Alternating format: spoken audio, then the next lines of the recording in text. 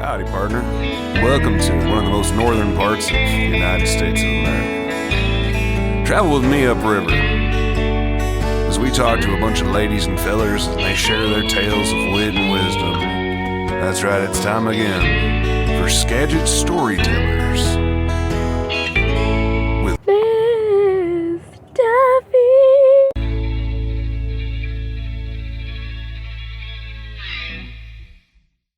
Hopefully the listeners can hear the bad backs. Squeeze your core the whole time. This is a workout.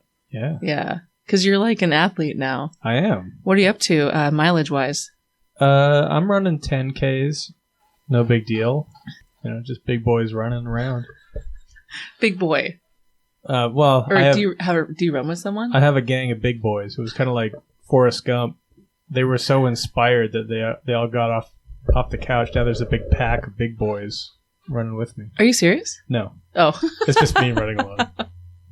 This is a podcast of lies. Yeah.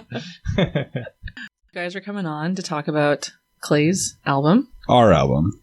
Our album. Okay, so I thought it was just your songs, but is it you wrote the songs? Yeah. But then you guys are collaborating to finish them? The way I viewed collaboration is like, yes, technically I wrote all the songs but one, and I sing all of them, and I perform a lot of the instrumentation. But like when I decided to do this, when I talked to Tim about it, the whole conversation was like pure collaboration in a world of pure collaboration. But no, I reached out to him and just because I think he's a brilliant producer and writer and performer, and I don't feel it's like to partner, like to just have a person and say like, hey, this is my albums and this is my album and this is my songs, when there's another person who's dedicating them like as much time, if not more, into making it a reality. It's not my record. It's a HerNameWasPrincess record, and it's even got one of Tim's songs on it that he wrote and did all the parts, and I sing it because he was kind enough to let me use it. But I felt this entire process like, yeah, like these are my songs, and I could just go out and then play them with an acoustic guitar and they'll be mine, but that's not what this record is. This is so it's our record. Did you listen to all of his songs and then you wrote a song? Yeah, I listened to all of them, and then I decided I didn't want my name attached to this project at all. He asked me and I said no. Yeah, I said, no way, Jose. And I had to remind him that is not my name. There is... Stop calling me Jose. The only reason I'm on this... Whoa, Jesus Christ. Sorry. He took a swing at me just now. You motherfucker. We're in a closet right now. You little fucker. Oh, actually, could you close the door while we're talking? Yeah, I could do Thanks. that. The only reason I was a part of this is because of a lot of contractual swindlery that Clay was doing. He somehow got me grandfathered into something. He made me sign all these papers when I crashed there one time at his house because I was a man of liquor. I was going to say he got you drunk. Yeah. He got me drunk and I signed a bunch of papers. And now here I am on this podcast. It was a really Faustian situation. When he asked me to collaborate with him on Itself the Sea and then do that video, he once asked me, he's like, oh, I want to make sure that like you're compensated for all the time and effort you're putting in. And it's like, oh, I will be. Just in the near future. There was a very monkey's paw sort of aspect to that agreement. It's kind of like a mob style, like favors for favors. Mm-hmm. Not a lot of money changes hands, but we're in debt through. It's very menacing, and there's a lot of threatening and physical harm, and Also, it's monkey's paw because Tim, one of his recording techniques is he has you put a monkey's paw inside of you. Fortunately, they're tiny, but it does get me in that extra vocal range at the high C's, like a pirate. I'm just joking. The songs are wonderful, and I'm happy to be a part of this whole thing. I'm sorry, like Hannah says, people can't tell when I'm horsing around and when I'm being serious because I have such a monotone that people don't know what the fuck I'm talking about. So, did you listen to his songs? Yeah. And then write one? Or No. did you already kind of have it somewhere on the back burner and you thought, this will fit? I had a song that I wrote that Clay thought was a suicide note, like a swan song. I literally called him multiple times in the middle of the night after he sent it to me. Really? Yeah. It was just a song. I wrote a song and it's sad, but I was in a low mood, and that's what I like to do. I like to write like songs depending on the mood that I'm in, So I put out, so I wrote a song that was like authentically how I felt, but it wasn't like get the keys because I'm slitting my wrist right now. He says that, but if you would see the text messages leading up, like the 4 days of text messages of him and I talking leading up to, and then just randomly at 11:30 at night, it was just a voice memo, and I just turned this song on and it's like, hey. It's just one of those things. You look out for a friend. It's it's really good, but it is very, very sad. And I specifically asked him if I could, because I asked him if he was doing anything with it, and I felt that I wanted, because of Tim's collaboration, I wanted to make sure he had a place to showcase his own stuff, and there wasn't. As he said, there wasn't a place for him with current projects he was working on. He couldn't find a place for that particular song. And with what we were doing and the sound of both of them, I felt it was a good fit. And I asked him if I could perform it, and he graciously said yes. So we scrapped his amazing vocals and put my pastiche over the top. The song is called Clay Christopherson is a Thief. It's a colon. Yeah. Colon. I didn't mean to be. Yeah. Caption, or then quotation marks. But for real, Clay's a thief. And then there's a little asterisk, and then you look at the bottom of the record, and it says, yeah. There's a QR code that takes you there. The rest of it. It's an interactive game featuring Grimace from McDonald's. It's more of an ARG. You have to fight Grimace as me, and then as he's bleeding on the ground, he just has a little flag that says, "You're a thief, goddammit," and you just stomp him to death. It's a weird game, but it's cathartic. So with your album, though, Mm-hmm. a few of the posts that you made, you said that you wrote these songs, I want to say 8 years ago, 10 years ago? The oldest one on the record is 23 years old. Wow. Yeah. You wrote it when you were 2, 3? Nice. Thanks. I'm turning 41 That's the next week, funniest joke I'm going to have all day. That's good. Clever. You turn 41 next week. Next week, yeah. Got it. Okay. So you wrote that song first, and then was there a few years in between the other songs? Did you kind of go through a period where you wrote a whole bunch at once? Yeah, so there's so a lot of them stemmed out from a band I used to be in high school and college that was called HerNameWasPrincess for a while. And I had still some recordings of demos from 2005 that I'd sitting on a hard drive. So you never made an album or anything? No, just some demo recordings that we recorded on Vegas Music was a little Sony program that you could record, kind of like Cakewalk back in the day. And we would just get high in our above garage apartment and record tracks in the shittiest sounding way. And some of those survived. And then the new, so that one, there's ones that were 20 something years old. There's ones that are 10 years old. Simple Answers is 10 years. Yeah, about 10 years old. Wait, the one that Lazy Acres plays? The ones that Lazy Acres does. Is that one on the album? There's a version of it on the record. Okay. And it's called that too, Simple Answers, a version.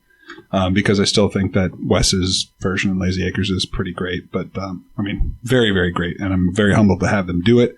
But I also just thought, this recording, this collection of things is it's taken me a really long time because I've just never considered myself a good enough musician and or singer to present these things. So it's always been that. It's that limitation thing. That's why that song was given to Lazy Acres, because I thought they could really do it justice. But that song's real precious to me, and and there's been people asking me for a version of it because of how personal it is, and people have heard me sing it before, and I just thought, okay, I'll do. And it's literally just me. It's one of the only songs on the whole record that has very minimal production. It's just me and an acoustic guitar. You didn't hear the latest mix that I did. I did. No. With the toilet flushes over the top. And there's just a clip of me at the beginning. It was like, "Here comes a turd," and then the song plays. I only heard the last mix where you put Zydeco in, like Zydeco music on the end of it. Yeah, that was the sound of that. That's what was playing in the Popeyes chicken where I was taking the shit. So we don't even have the clearance for that? Well, we're gonna have to. I'm gonna talk to the legal at Popeyes about getting that. So we gotta get Popeyes, and then of course the band. Was it like Slippily Bob and the Jam Jams? Yeah, Popeyes owns all Zydeco music. That's really? Something we didn't know about till I dropped it in there. Well, pun intended. And that is a simple answer to a question that you asked. I'll tell you that for free. And then the latest one is the latest song I wrote like when we started recording. There was an agreement to do a show for Washington's Records at the Conway Muse. I agreed to be on a showcase, and I was frustrated with some songs I was working on. I was having a really rough time, and then my buddy Charlie was coming over to reassure me that I could write music, and in that downtime, rather than work on the songs I needed to perform the next day, I just wrote a new one. It's called Pallbearer. It's about a friend of mine that died in high school that I was a pallbearer at his funeral. And so I was sitting in the shed while waiting for Charlie to come over and just wrote a new one rather than work on old songs. And so there's some that are just, Take Care is relatively new. But they all fit thematically to a similar sound. I write the same kind of music I've always kind of written. So is it hard to figure out a track order when you're No, that was an album? actually super easy, barely an inconvenience. Yeah, that was done a couple days ago. Tim just sent over the latest bounce of the album and the full flow. It's not completely mixed. We've got a lot of little things to clean up, a couple new recordings to fix. We got to retrack a couple things, but listening to it from start to finish, it's the flow works really, really well. There's a lot of different sounds, and I think with the flow, tempos change and styles change, and it kind of all fits together, but has a nice kind of ebb and flow dramatically. It's 42 minutes. Yeah, without any interstitials or anything. I like to put weird sound effects between. I'm not joking right now. I'm not talking about toilets or Zydeco. Well, yeah, 20 minutes of that is the Zydeco track of him in the That's a bonus track. No, but I'm of the Pink Floyd dork variety, and I like every album to feel like a concept, and it's always those easy things of just putting like ambient sound effects and stuff from track to track, and that's a thing that probably not the whole album, but it would be cool to have some kind of like sounds, interstitials and stuff between songs, have them bleed into each other. Yeah, because they all work. I mean, they all flow together. There's a couple really aggressive changes that. Oh yeah. But just when you get comfortable, it's like when I Want You, She's So Heavy ends, then Here Comes the Sun comes on Abbey Road. Oh yeah, but the opposite. But the opposite, yeah. The inverse. The inverse. Who recorded with you guys? Like, who recorded all the parts? So Tim and I play everything on the record except for we had Phil Carter play drums on the first track, Mother Night, and then he was going to do drums for the entire record, but he is very busy with a lot of other bands. And then we got very lucky that Trevor Lance from Lazy Acres, I asked him, and he was more than ecstatic because he's a 20-year running HerNameWasPrincess fan. He's like he knew a lot of the band. He was best friends with the original drummer of the band, and he's always asked me, like, when are you gonna get those demos? Like when are you gonna record these songs? He just remembered us for forever. So you guys went to high school together? Yeah, I was in the same grade as Trevor's sister, but he was like 3 or 4 grades below me. So he's in the same grade as the original drummer, who we got together when I was in college and they were all in high school. So Trevor plays drums on about 4 tracks, and then we have the incredibly talented Hannah Wyatt doing multiple violins and harmonies on 2 tracks, hopefully 3. We gotta figure out if we can pull our way from Hogwarts Legacy. She's actually busy working on actual things, but she does play some Hogwarts. She's so fall coded. It's part of her fall thing. Anyway, please. Yeah, no, it was the crazy thing with having Hannah on it is the two main tracks that she's on. Tim and I tracked them, and then we left to go do something. Like we were gone for like hours, and when I came back, or the next day, she just had heard us recording the songs and liked them. And then she was in the middle of making her record, and then she stepped away from that and laid down 4-track violin parts and backing vocals on songs without having us around or without asking, just did them. Yeah. And they're some of the highlights of the whole record. And then I totally asked her to do it. Oh, you did? Yeah. Oh, I didn't know that. I must not have communicated that to you. You're not the best communicator. Yeah. I'm going to cut that out, though. I love the fact that, you thought she just heard it. Yeah. I like the lie. And then, the only other person on the record, aside from Tim and I, is Charlie Krangle, who plays bass on a song called Rehearsed. I just could not get the bass tone right. There's a part I just played it about 1,000 times, and then Chuck was over, and I was like, "Can you do me a favor?" He's like, "Sure." I was like, "Can you just play this?" And I just showed him how to play it, and he's like, "Just play it really quick." And he just tracked it in 2 sessions, and that's the only song on the record. Rehearsed is the only song on the record where I did all of that in my house, and Tim is still going to be mixing it and mastering it, but it's mostly computer, except for Charlie's. It's all like MIDIs and track, like drum tracking and stuff. So it's mostly like computers and I, and then Charlie on bass. So yeah. But then when you do it live at the Muse, on November 22nd. We've assembled like the coolest band in the world. Like we just got done with practice today, but Trevor will be playing drums for the entire night. We have Tim doing double duty of bass and keys and sound. So no, that whoever's running sound that night is just the enthusiasts are like 6 people, and fortunately it's the Friends for the Ghost trio, so that's 3, and then 6, and then we're like 6 because it's Trevor on drums, also. Tim will be playing bass and keys. When he is unable to do both, Mr. Wesley Jones will be on bass guitar, and then Wes is also doing lead guitar. He's the second guitarist for the entire night, and just wonderful to have him on board. He's like one of the main inspirations that even got this record together, was playing with Wes and him liking Simple Answers. So he was a big inspiration. And then we have on a couple tracks we'll have Hannah's busy playing an album for Jeff Mack that she produced at the Honeymoon on the same night.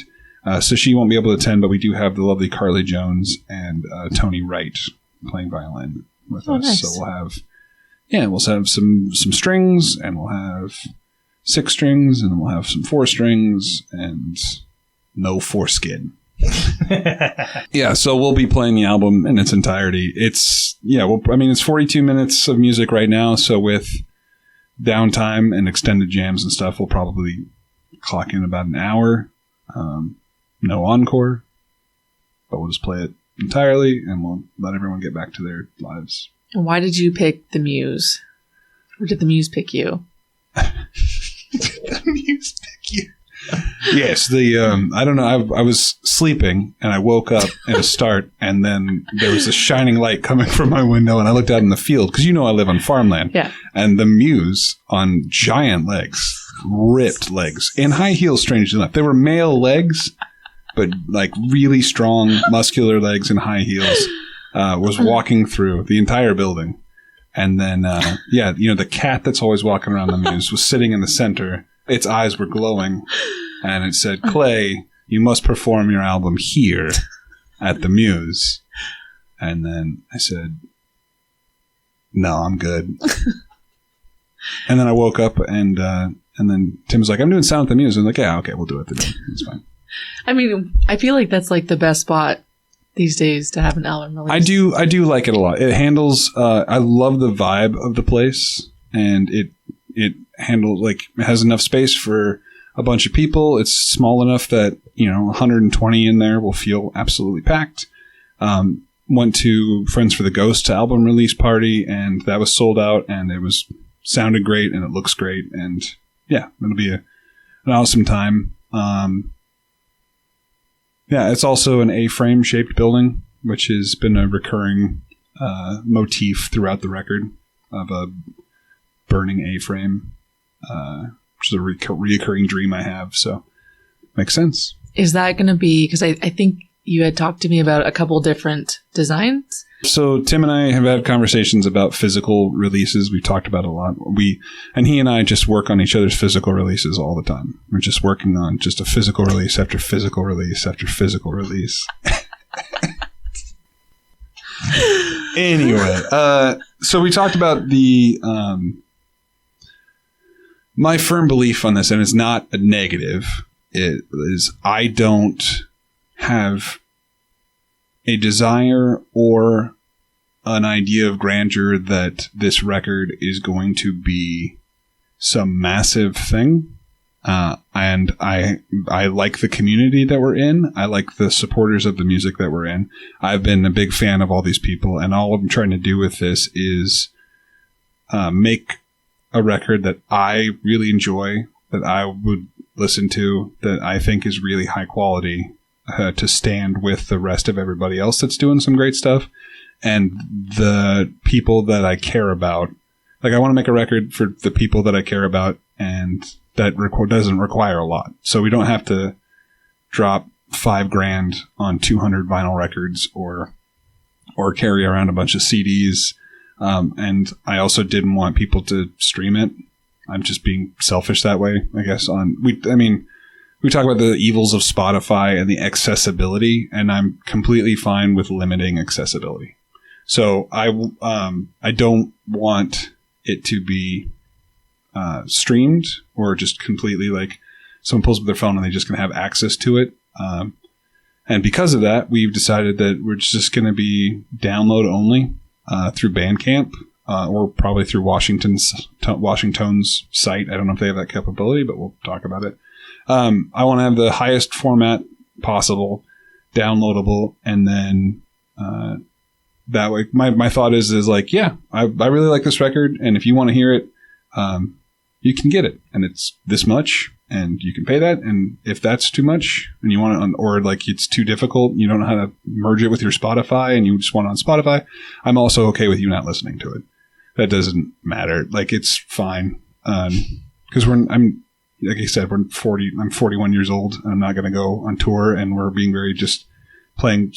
We're going to play shows that we really want to play at venues that are going to accommodate it. And then I want Tim to talk in a little bit, but, because I also believe in the physical representation of love of music. I think that's a real thing, and I'm a big believer in it. I love buying a record that I like and holding it and going through it and reading the lyrics and having a physical representation of like that is something that I like, and I'm connected to that art, and therefore I have it. So I am been hand making with the help of a laser burner, but I've handmade and designed 44 vinyl records, vinyl record sleeves that are made out of wood and brackets, or not brackets, but whatever, grommets. I don't know the word. But I've stained all the wood. I've designed all the designs, burned them all, put them together, and so you'll have a 12 by 12 vinyl record size, track listings on the back, individual artwork. So there's no two of them are exactly the same. They're all numbered, and then inside will be a printout with all the lyrics, all the notes, pictures, notes from me, and a download code. And then we'll have 44 of those, and then when they're gone, they're gone. So, yeah. And just to piggyback on that, I will be burning copies on shitty CDs, and I will be selling those on the sly. So if any of you have my Instagram, just DM me, and I will be selling those. He'll be behind the muse. Well, no, he was not. He's going to be at the Popeye's Chicken. In the bathroom. Popeye's Chicken, selling them out the toilet. Selling Lucy's. Lucy's under the toilet. You were showing me some of the designs, and so I think I saw a couple that were similar to the merch. So the A-frame, the burning A-frame, yeah. Yeah, burning A-frame, and then the burning RV. Figure. The RV, and then there is there's a design of the HNWP logo that kind of resembles like Hebrew a little bit, or like Egyptian, like just an old, like a weird looking combination of the letters to make it look like a symbol. And then there is a very limited amount of seraphim angels that I'm doing for the last little run of them. Tim's got a copy already. He got his today. Yeah, I snatched it. Mm-hmm. And you said that you made 44? Yep. And what's the reasoning behind 44? 22 is my favorite number. For the longest time, it was like I graduated in 2002. I got married at the age of 22 the first time. My birthday is on November 2nd, which is like 1, 1, and 2. Like it's just been this thing that's been recurring forever. And so the album release is on 11/22, and then 22 times 2 is 44. And so it's just a weird connection thing that means something to me. And so I've kind of just incorporated that into the mix.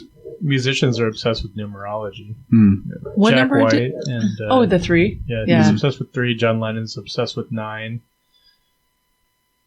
What? And that's it. Snoop Dogg is obsessed with 69. 420. Yeah, and 420. Yeah. Very cool numbers. What number did I get? 217, which is not even on the... Right. But if you round it up, it's 22. If you round it up, you round the 217 up. Well, 21.7. Oh, 21.7. Yeah. There you go. Yes, okay. No, I was going to tell you, so my birthday is 2/2, February 2nd, Groundhog's Day. And on February 2nd, so on 2/2/2002, so 02/02/02, I turned 22. Yeah. So you're saying all those 2 numbers. I was like, whoa. That's why we're good friends. There you Numerology. go. My birthday is Kurt Cobain's suicide date. Is it? Yeah. Oh. I can't tell if you're serious. I was 6 years old when it happened, but it was still April 5th. Did you listen to Nirvana when you were 6? It was on. It was in the air. You know, Yeah. it was very popular music at the time. Yeah. April 5th? April 5th, yeah. And you're having a Sopranos party this year. Yes, Meckling Fest this year will be a gaba good time. That didn't work. I love when I asked Hannah, I said, oh, so he made you watch The Sopranos, and so you're going to throw him a party because you like The Sopranos. She said, Tim likes The Sopranos, so that's why we're doing it. Yeah. She can't come either. It's Gumas only. Yeah, Gumas only. Does that mean guys? No, it's side pieces. It's a mafia tradition. Oh, where got it. They all have their wives that like take care of their children and their home, and they keep things nice. And they have their gumas, which is their little girlfriends. Their girlfriends that they take out on dates and buy bracelets and stuff like that. It's a very toxic thing. I don't condone in real life. And you can't wait to celebrate your party, remembering them. Yeah. So earlier you said that you wrote one of these songs 20 years ago. Mm-hmm. And you gave that song to Lazy Acres to perform it. That was 10 years ago. 10 years ago. Okay. And then you said a couple of times, like you said, Wes encouraged you and Charlie came over to like encourage you that you can do this. So I guess my question is like, what was the final kind of straw that broke the camel's back? Like, why did you finally decide to do this? Like, how did you know it was time, I guess, to put these out? Like, how did you feel like you were ready? Maybe you don't feel like you're ready. No, but like, I'm never ready for it. No. Why are you? I mean, Tim will tell you how many times I've talked about the amount of times I've told him just like, let's just scrap it, throw it away. No, it's just I don't know. Like I don't mean to be like grandiose or something, but there's a lot of stuff I do and I don't get anxiety from it. I don't get a lot of fear from it. I mean, I've done stand-up countless times. I'm an MC. I'm a trivia host. I've got really no qualms like doing that kind of stuff. And when it comes down to like performing my own songs, I get real shaky. And so it was just a lot of this is just being surrounded by really talented people in music, and we're just really blessed around here. Agree. And when you hang around with really talented musicians long enough, they'll all, you're hanging around by a fire, somebody's going to eventually hand you a guitar and be like, why don't you play something, blah, blah. Or if they ask you if you write music. And every time I've done that, I've played and people have told me they really like the music, but they don't have access to it. And essentially I don't know. I love music. I have adored it since I was really, really tiny, and I love everybody that does it, and it just means a lot to me. It's just a huge emotional pinpoint throughout my entire life, and I've just had these songs for a long time, and I don't share about myself super often, and these songs are really personal, and I've made them, and I just kind of wanted to finally say that I did it. And instead of being like, oh, it's like, oh yeah, Clay writes pretty good songs. And I go, yeah, one of these days I'll get around to making a record. Yeah. Oh, thanks. Yeah, I really appreciate that. And be like, oh, you have anything? Well, yeah, I'll work on it. And that's been 20 years of saying.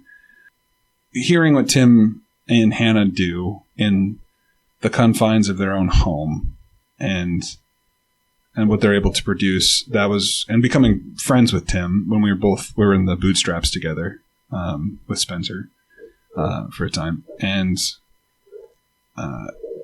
working with them, Tim is not only just super fucking talented just across the board, and it seems to a point to me almost effortless. He can just, when he sets his mind to it, you just set him and he'll just do a whole collection of country songs, 14 of them in a month, and you'll just he'll be like, hey guys, check this out, and it's done. It's not just a demos, it's just I made this whole record, and you listen to it and it sounds great and it's inspired and all the songs are there. And working with Tim, Tim was very trusting. I mean, work with him on his Pink Floyd inspired record, and I really enjoyed it. And I thought, if there's a person here that could possibly make these things sound interesting and have emotional weight to it, then Tim Meckling's the guy to do it. And so after his Vandal Hands of Man album and show, I was just that. I think I've got that in me, and that person has found a way to get that out of themselves, and I hope that they could find a way to get that out of me, and I've been very lucky to find that that's the case. Well, and just how Pete gave you credit. Tim was the reason why, I started playing again. And I do feel you're so effortless in supporting people, and you just bang on a record and it looks it looks incredibly effortless. Yeah. I mean, that's very nice. Say thank you. Thank you. That's very nice of both of you to say. It comes from a place of anti-elitism, I guess it is. I think that elitism and egoism is my kryptonite. I can't stand it when people are elite or act like they're better than other people. And when I was in academics for music, I couldn't stand snobby behavior about music, and it murders me to this day. I can't stand to hear people be pretentious and use a lot of inclusive language that excludes other people. They create in groups where we're the special people, we're the music makers, we have all this stuff. I think every single person has a symphony in them. I really, and I think my whole mission is to get it out of them, because it's I feel so many people are walking around just musically constipated, and they think it's hard, and they think it should be treated more like doodling on a tablecloth or something. There should be this element of fun to it, and just like liberation and being able to like use your voice, you know. And so if I ever detect language that people are like I can't do this, I'm not a good enough musician, I'm not good enough at guitar, I'm not good enough at this, it's like, fuck good and bad. It's about vibes. Like, you have a vibe, you have a voice, you have a thing that is inside of you, and like it just needs to be like kind of handled correctly and massaged out of them, you know. So I think Clay is a great example of a man that is completely talentless. No, I'm just joking. No, but like I was just waiting. Me too. Clay's a he writes songs that are very much not what, you know. I feel like a lot of people, they keep trying to write like a hit. It's like, I want to write a hit. I want to write another hit song. Oh, this one's gonna get play. This is like, they're trying to optimize a song into like being what everybody wants it to be. And Clay's definitely not writing songs that way. He's writing music that he wants to hear, and that's really, really clear. But we also come from like a very similar background. We can geek out on early Modest Mouse, and you know, just the I feel like 90s and early 2000s, just like artsy eclectica, you know, like we can just geek out for hours talking about that. So it's a joy to bring that out of him. And I think that through gentle encouragement, I've gotten some pretty good performances out of him that maybe some slick producer wouldn't have been able to do. Well, and you and I had talked about how you said that if you had to choose between two people, you'd choose the guy who was a D musician if he was enthusiastic over a musician who was like an A+ musician, but like kind of a jerk. Like, you'd pick the crappy musician. Like a Charlie Kringle. Yeah. Just A+ musician, but what a fucking like asshole. You want the vibe and the passion, you know? Well, because like virtuosity is a party trick.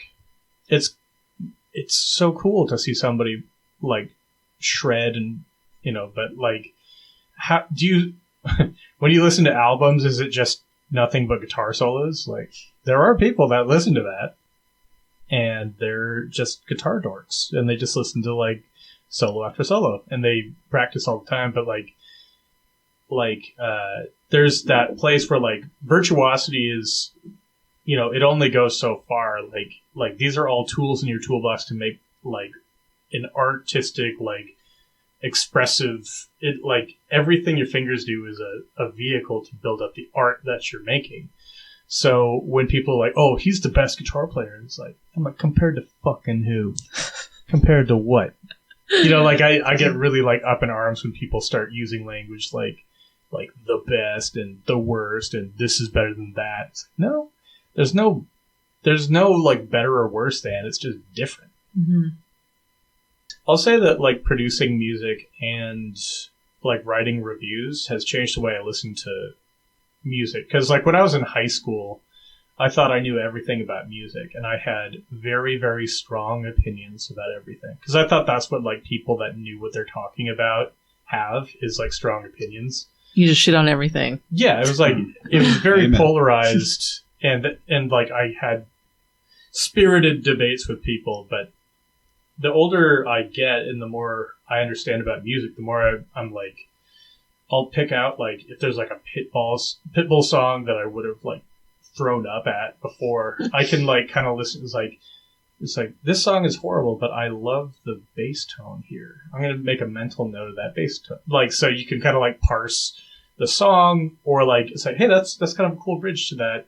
Like, I don't listen to Taylor Swift. Maybe I should, but like I like sometimes I'll hear like a bridge or something. I was like, oh yeah, I should listen to that. That's pretty cool. Yeah. So using other people's music stuff, even if like the cohesive whole of the thing isn't good, you should be able to like pick apart elements of it and find something in there that you like. Yeah, because it's music. And yeah. Earlier when you said that you just felt like it was just time to do it and Tim kind of helped you, I was also thinking, so your son is 3? 3.5, yeah. 3.5. How many weeks is that? What's 12 times 3? Wait, 52 times 3. No. 150. Yeah, it's 150. Yeah. That sounds right. Almost 200. I don't know. Yeah, just round up. 217. 200 weeks! I was thinking, your son's 3, Mm-hmm. so you've been a dad for 3 years. Mm-hmm. You turned 40 last year. Mm-hmm. I was just wondering if those things also were a factor in you going like, I'm just going to put it out. Because as I've said several times, like when I turned 40, I was like, yes. Something fell away and I was like, I'm going to fucking do this podcast that I've always wanted to do. And I did it. And I feel like I kind of carry that momentum with other things. And so I was just wondering if you also, and you've also been sober for over a year? Yeah. Yeah. So 15 months or so. do you feel like that also, like a few of those California things combined? sober there. But do you feel like a combination of maybe being a fairly newer dad and then the California sober and turning 40? That's a good question.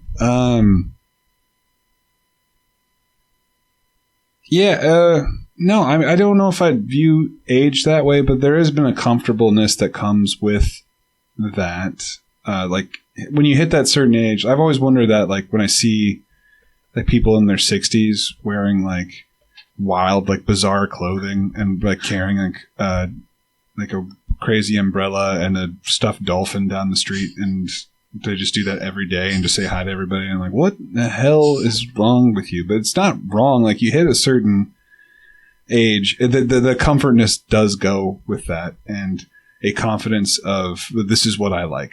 And I have a very high standard of what I like in music. And Tim and I've talked, and like I was the same way, like very particular, like, no, this is good and this is bad. And a lot of that has gone away of the external push for everyone to feel the way I feel, and a much more growth in the comfort of just liking what I like and not liking what I don't like, and being comfortable with that and not trying to push that on the same way. I mean, there's still things in this world we can agree that ICP is objectively terrible, and anyone that listens to them is wrong, has something wrong with them.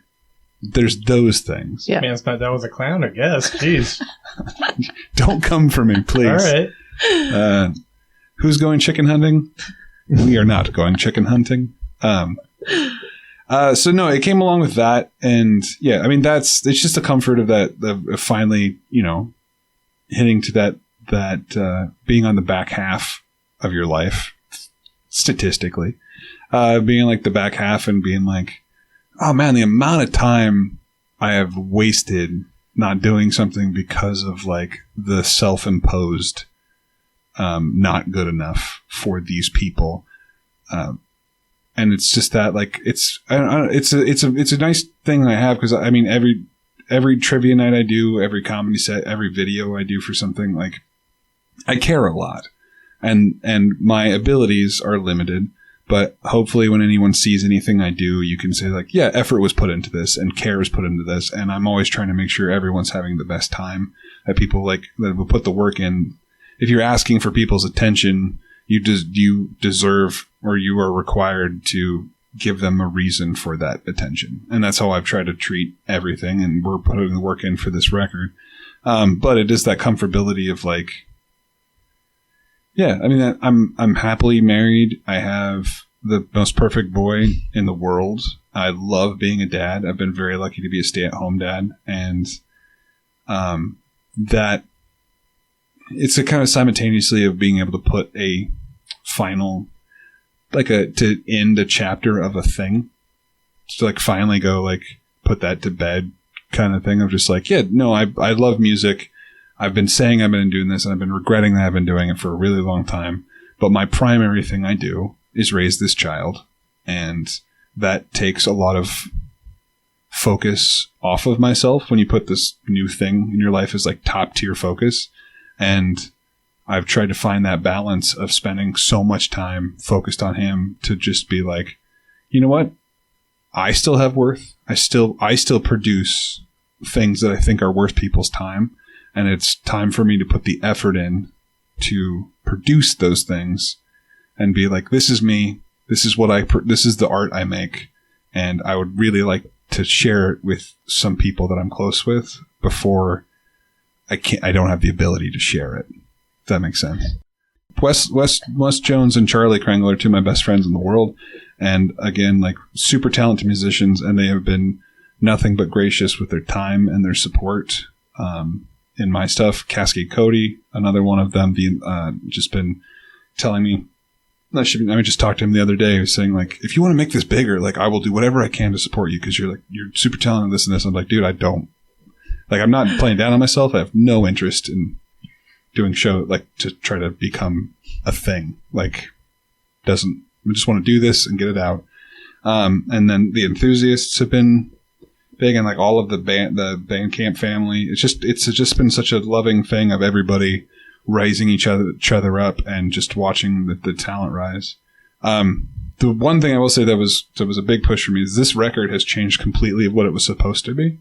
The idea, and I explained to everybody, was the entire idea of the record was to have the songs and then give them to people and then just kind of produce it. Like, get people together and just get, it's like, well, for this song, I think this person should play the guitar, this person should play piano, this person should play, and just bring in people that I like what they do and the sounds they make, and I like how they sing and whatever. And it's like, I think this would be good for this song. And the whole record was supposed to be not have me on it whatsoever. It would just be my songs performed by other people. And Tim and Hannah very succinctly just said, no, I want to hear. He was like, I get what you're saying, your limitations on your voice. I get what you're saying, but I want to hear, as a fan of music, I want to hear you perform songs that you do, like that you wrote. I want to hear what you would do with them, and that's kind of been that thing. I remember sitting in your living room, I want to say maybe a month ago, and you played me, I don't know what number track it was, but do you remember? Track 1, Mother Night. Yeah. An old demo when we had just put the guitar solo in. Yeah. I sat in his living room and I teared up. It was really good. Oh, thanks. Yeah, you're welcome. I'm a big lyric person, as you know, judging by all my tattoos. This record's gonna be a fucker. You're gonna find more ink. I got spaces on your body. Has anyone got your lyrics tattooed on themselves? Yeah, there's quite a few people that have mine. Like the most popular lyric I ever wrote was "Wu-Tang Clan ain't nothing to fuck with," and there's some people that have that. I was the one that wrote "Skeet Skeet Skeet, motherfucker." I have that on my back. Oh, it's my lower back tattoo. Skeet on your back? Yeah, my lower back tattoo. All right. Well, maybe I'll be the first. Who knows? And then I partnered with Paul McCartney for most of Ram. Hands Crossed Water. Admiral Halsey notified me he had to have a bath and he had to have a tea and a butter pie. I wrote that. Go ahead. I know you're thinking of something to say. I am absolutely not. Can we talk about your merch? Is it going to be for sale at the show on the 22nd, or is it just online, or what? Oh, no, it's just all at the show. It's at the show, and if you can't make it to the show, then if we have any left over, you can reach out and I'll get it to you. 44 shirts. I'm a big believer in one-offs. Are they all the same shirt? Yeah, all the shirts are the same. They're like a dark blue with an orange print on them from a couple different things from the record. And then we have like 3 full-size Grimace costumes with Grimace with a really large penis. I mean, upsettingly large. Comes with 2 Uzis. No, that's anatomically accurate. Well, if you've looked at Grimace the way that I've looked at him, you know. It's the genitals are upsettingly like the great Lars von Trier once said. Like, I'm a huge Lars. I'm not going to comment on Lars von Trier anymore. I'm not going to. Who's that? Like Willem Dafoe's, as he described Willem Dafoe's penis on the set of Antichrist, it was a upsettingly, like confusingly large. Mm-hmm. That's the way Grimace, like the way you imagine God is big. That's Grimace's penis. It's like the clasp of a bell. We'll have 3 of those, and then barrels. You know, like old timey barrels when people would wear barrels when they were really poor. Yeah, we'll have 1 of those. Okay. 44 shirts, 44 records, and some stickers. and keychains. I've got some wooden keychains that I'm burning. So if you forget your keys, you'll be like, oh, right, those are my keys. They're the one with the obscure lyric on the back. So there's going to be some lyrics on those keychains. And why did you ask Friends for the Ghost and the Enthusiasts to open for you? The Enthusiasts had never played the Muse before. What? Yeah. They've never played the Muse? They've never played the Muse. Their new album comes out on the same day. They're releasing it at a private concert on the 3rd of November. I was going to say, I thought it was the 3rd. At the Unknown, but it's going to be released publicly for everybody else. It'll be released online and CD form on the 22nd. So we're doing kind of a dual album release show. Andrew reached out as soon as I announced it and asked to be on the show. And I was like, yeah, I've worked with them a long time. I love that band. I think it'd be a great fit for what we're doing. And then, of course, Friends for the Ghost is my favorite band, and Skyjet, hands down. So having them on makes a lot of sense. I wanted to make sure that people had a lot of really good music from people who've been doing it for a long time in a genre that's similar to what we're going to do, but makes us stand out quite a bit from the type of music we're doing versus what the kind of music they make. It's similar enough, but we'll have our enough uniqueness in us to shine. Yeah. And then we have, well, not to spoil it, we do have a surprise guest who's going to be following us because we don't do encores. And if we have to fill the time, I did get the hologram of Tupac from Coachella 2010. He'll be doing his lines from Poetic Justice, the film. Okay. And then, I think that's all the merch.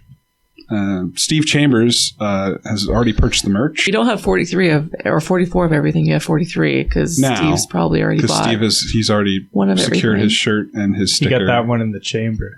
Nice. Washingtons. Let's get it going. That's your slogan? No. I thought it was "You Lucky Dog." No, that should be the slogan. I think it should be "You've probably never heard of us." It's kind of Washington. It's kind of a little prickish. Check out Sam's TikToks. Yes, check him out. I love how wild Sam is on TikTok. It's just so crazy. It is. Does he repost anything to Instagram? Because I don't go on TikTok. Sometimes. What I've seen. Okay. It's very theater of the mind. Okay. It's performance art, a lot of it. Yeah, Sam Chu, he's just like a kid in a candy store with that TikTok. It's so fun. Hey, Tim, I have a question for you. Go for it. What's your favorite track on the record so far?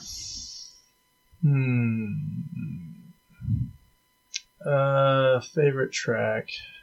To listen to or to perform? Or are they the same? Different?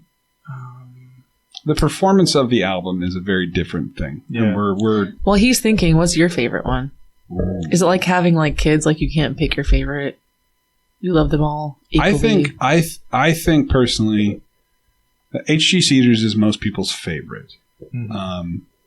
What's it called? H.G. Cedars. It's the Ouija board, the true story about the Ouija board one. You probably heard me play it sometime. But H.G. Cedars is everybody's favorite. I think it turned out really well. I think the most beautiful part of the record is definitely probably Pallbearer. Once we get my little vocal thing fixed. But I would say probably Take Care, final track on the record for me. It's some of my most personal lyrics at the end. It's I think creatively one of the more difficult ones we've done on the record. There's different time signatures, different feels. As Tim was saying today, it's like 3 songs in one. But yeah, I think it's an interesting feel to it. It's one of my the rare Tim Eckling guitar solos. Yeah, the only guitar solo on the record. After I was done recording it, Hannah was on her computer working on something, and I went into her little space. I was like, "Yeah, that was fun." And she kind of looked at me. She's like, I love living with you 99% of the time. Because I had the little super amp just cranked, and I was just getting wet with it. Yeah. It's a wet solo. You can Nice. hear it. I bent some of those strings like 3 whole notes. Wow. Like I changed the shape of the guitar with the bending I was doing. You're like, Walker, help me. I changed this. So is that your favorite song? I don't like the F word. I don't like. I'm sorry. That's so stupid. I don't want to call favorites the F word. That's really lame. Okay. Which one do you like the best? Like, I think they're, in a sea of D minuses, there's got to be one D. Mm-hmm. I'm just checking. But I think I'm a moody person. Which one doesn't make you want to throw up? Which one? I'm a moody person, and I'm in the mood for each of them at different times. Okay. So, talk to me within, in the course of an hour, I'll have a different favorite song. Because that's just the way I am. We'll have to ask differently, too. He's also been living them for so many hours a day. We've had to just listen to the same. It'd be interesting, to step back and then in a few months listen again. When you're mixing something, you're so close to it that it's not even music anymore. It's just sounds. You're just hearing frequencies, and so I feel like 5 years from now, I'll be able to tell you definitively. I'll be able to think of the album more objectively, but right now, it's just, it just hurts. I was just thinking, how often do you listen to say Vandals or Itself the Sea, or do you just put it away? I work on something and I love it a lot, and then I kind of move on to the next thing. So I don't know the words to a lot of that stuff. It was weird. I had to learn Vandal Hands of Man to play it. I just released it a couple months prior to that, but that was such a cool, weird, big show that we did. But I'm not very sentimental with my own work. I like to just move on to the next thing.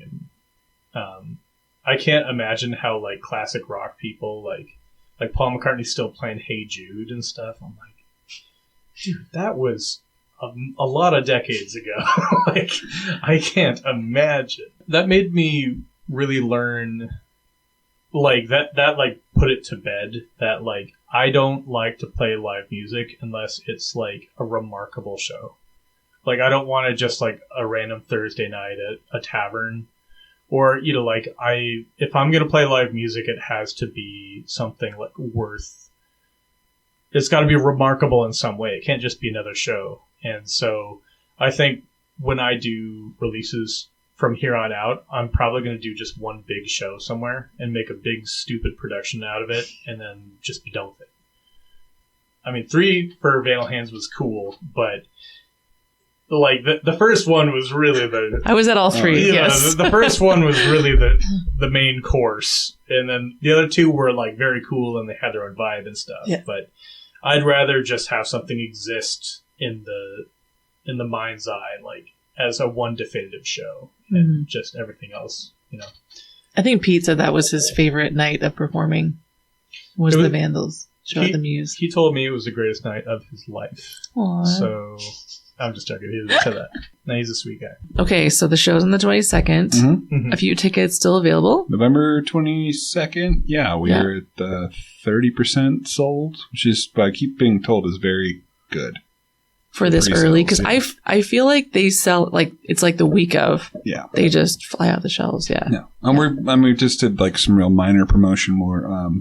I got some things in the fire this week to get the word out, because I definitely want to sell it out. I'll be personally asking people, look at my trivia things too. It's on my poster. I'm just because I want it to be, I want it to be a big thing. I want it to be a big celebration. Well, and I've been to a few of your trivia nights, and the same people, for the most part, you have all return customers. So that's your part of your community. That's what I'm thinking. Like maybe they'll like this, and then hopefully we see a lot of band campers out there. Yeah. Maybe we can earn a spot at band camp this year. Oh, that'd be fun. It'd be a fun time. Can we talk about Swamp really quick? We can talk about Swamp. We can talk about whatever you want. Swamp's amazing. Oh, thanks. Can you talk about it? Sure. Okay. Siege Woolley Arts Music Project, or not project, performance. Siege Woolley Arts Music and Performance is based very much on the Anacortes Music Project and what they're doing.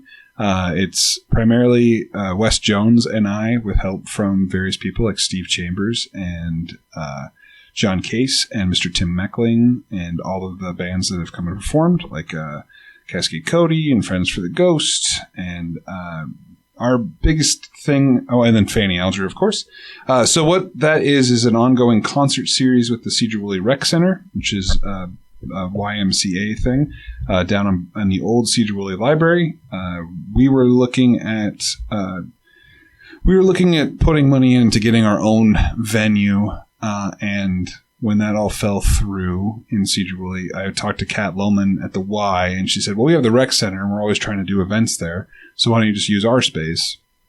And they were very generous to let us use their space on the first Friday every 2 months. And what we do is we have a concert series where we take a local band with a pretty big draw as the headliner, and then all of the opening bands are kids that are 21 and under. So it's an all ages venue that is focused on throwing a concert where the spotlight is on up and coming bands. Wes and I were talking, and we looked, and there's not a whole lot of areas in Siege Woolley and surrounding for bands to form that isn't connected to like their school or their place of worship, and most of the venues are all 21 plus. And even in that case, a lot of them shut down, or they're exclusively reliant on food and beverage sales. And so if you don't if you don't have a draw, if you don't bring people in, they won't have you back. And there's also not a real place for kids to practice. If they like music, there's not a spot for them to, aside from like marching band and stuff. If they wanted to form like a rock band, there's really not a lot of places where they can do that outside of like a garage. And then once they form a band, there's not a place for them to showcase what they can do. So the last Swamp we did in October was really great because it was primarily kid music. Everybody that was on the bill, aside from Fanny Alger, who were phenomenal, always phenomenal, huge supporters of Swamp and everything around. The rest of the bands were all 18-year-olds and younger, and the first band, After School Detention, who I know you know. All is 12. I think Olive and Cam are both 12, and then David's 13. And so it was really special to see them. They only had like 3 songs under their belt, but they came out and they prepared because they had this thing to look forward to perform for.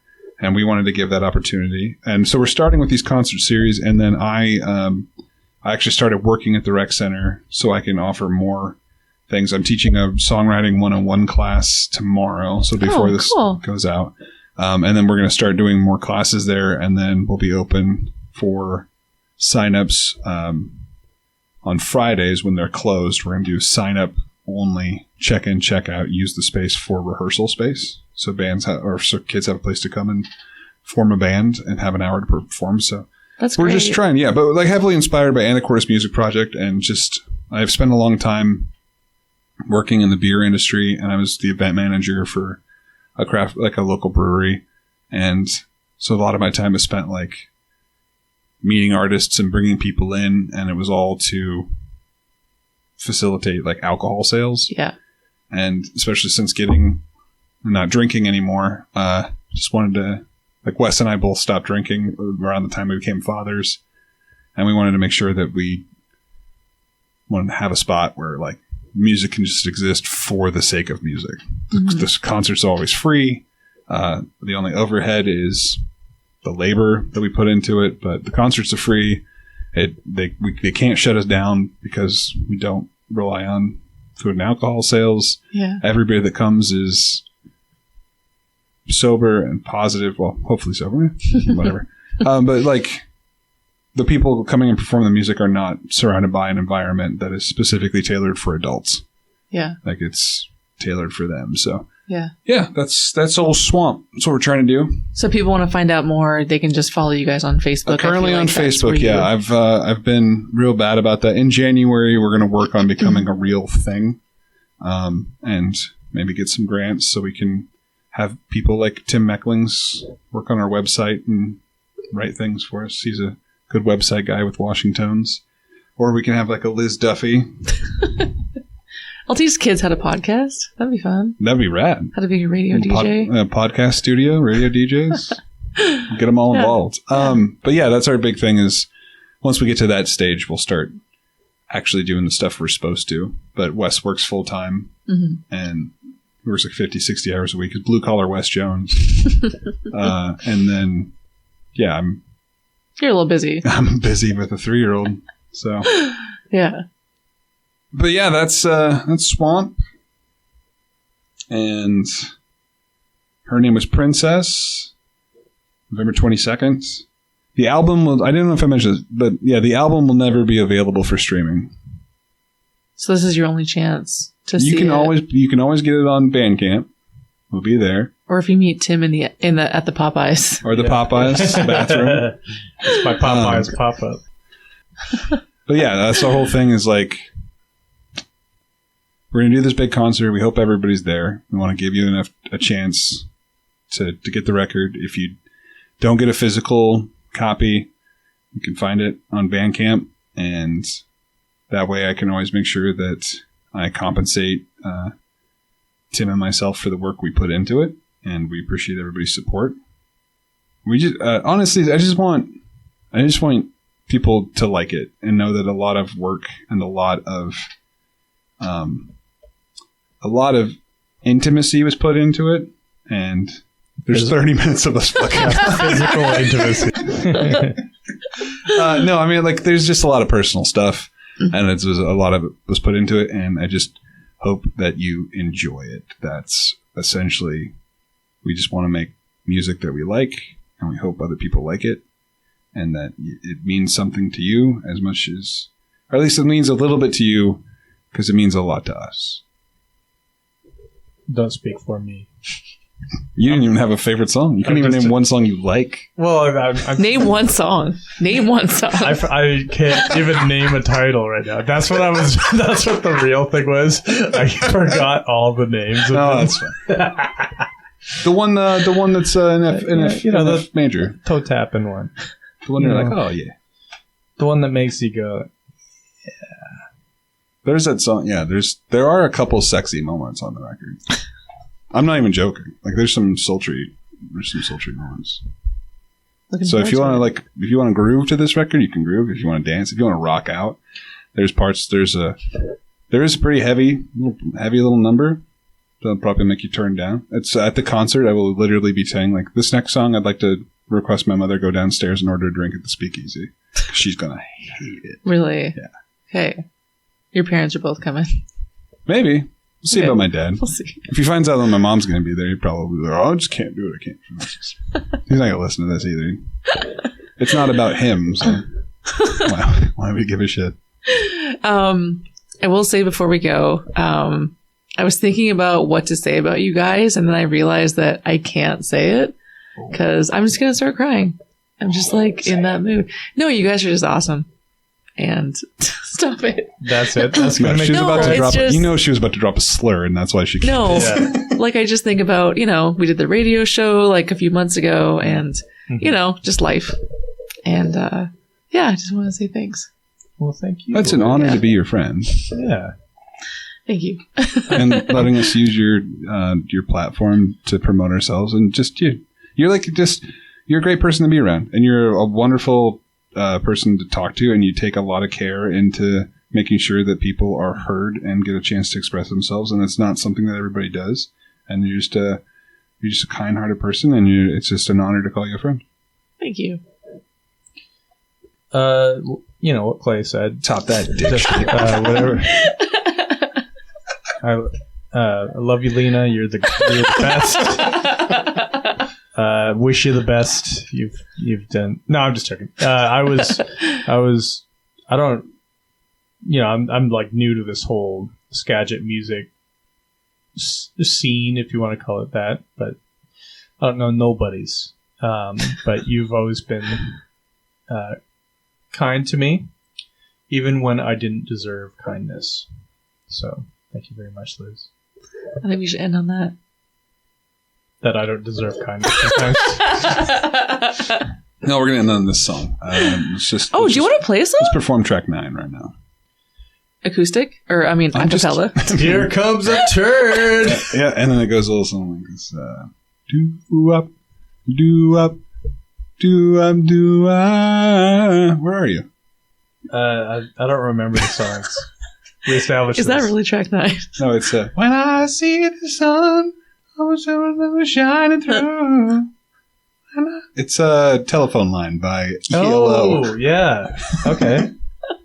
I forgot how talentless you are as a singer. I'm just joking. You can listen to these dulcet tones. Yeah.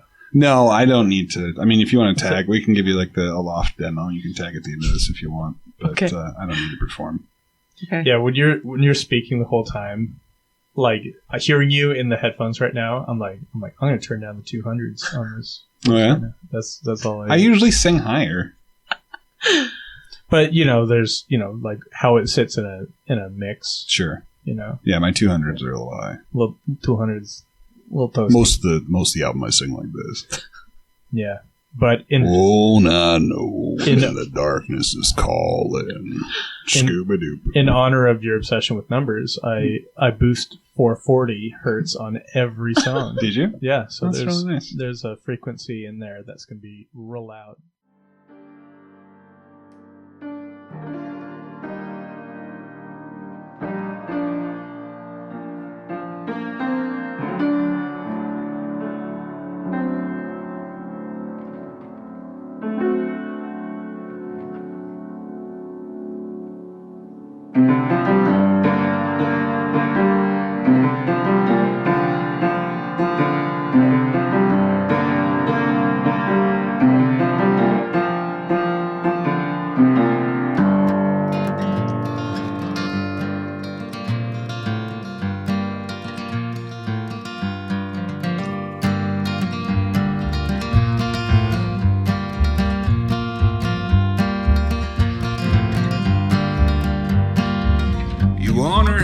She takes yours, those fingers dance along the board, all looking for some resolution. Each letter comes out through the eye, like how and when and where do you die, 3 angles spelling out solutions.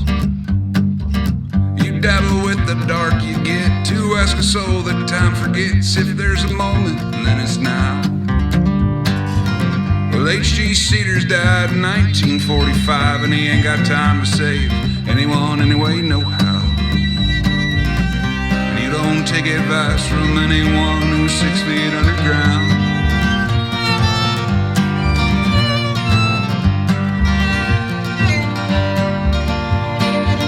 That back keeps filling up with blood from where you store your love. Displacement gets so damn depressing. That pumps you on the sound you hear, that's pounding in your mouth, your ears, and silence might be a little blessing. Well, thinking back upon the past, baptisms each negate the last, and never feeling quite anointed. When that red first hits your lungs, you'll meet the Father, Ghost, and Son, and I swear you'll all be disappointed. But you don't need anyone to let you know you're drowning.